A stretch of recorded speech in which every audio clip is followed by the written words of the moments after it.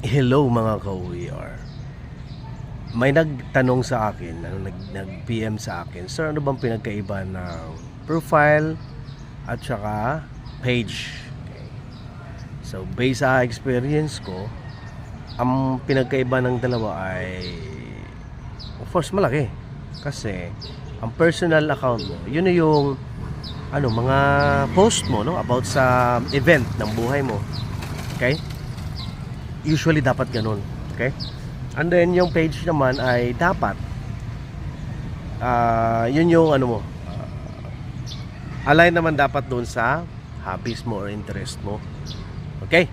So, anong pinagkaiba? Yun ang pinagkaiba. Ang similarity naman ng dalawa ay pareho silang pwedeng pagkakitaan or pwedeng mamonetize. Okay? So, yun yung pinagkaiba ng dalawa. Kung ikaw ay musician, dapat yung page mo is about music, separate mo siya sa profile mo at doon ka magbe-build ng fan base sa page mo. Kung sa akin naman, kung inyo napapansin, ang dami kong page, pang pamilya, reaction, patawa, no, pambulabog. Kaya doon ko sila ina-align sa mga page ko na yun. Sa profile ko ngayon ay doon ko naman siya pinupost. Okay? So parehong mamonetize po ang dalawa. Okay? So if I were you, hindi pa uli ang lahat, gumawa ka ng page, aside of your profile.